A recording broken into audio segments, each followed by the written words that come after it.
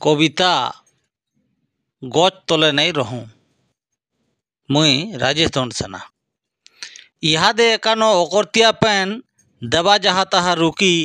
घिड़ घिड़े चड़क बिजुजी ढाए ढाए देवा थुकी गच तले आमे केभे हेले नहीं रहूँ भाई लुकी गच की आगली मारसी बिजू हेटा रहित हूँ देखी। आर गच तले रहले विपद देले जहटी के धुकी गच पड़िकी जीवन उपरे विपद हेसिन रुकी आम जाम गच तले रहले लाबड़ देइथिसन ठुकी धुकाती लाबड़ होले ही मुड़े हेतिसी फिकी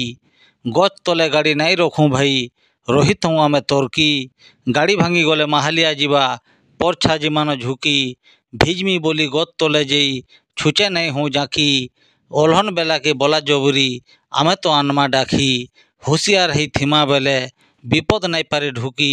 ई कथा के मानवा हेले जीवन रहबा सलखी। आघर लोक ठानु जेन जेनटा मुई देइथिनी शिखी आघर लोक ठानु जेन जेनटा मुई जेइथिनी शिखी से कथा के राजेश दंडसेना कलम गारे देला लेखी से कथा के राजेश दंडसेना कलम गारे देला लेखी।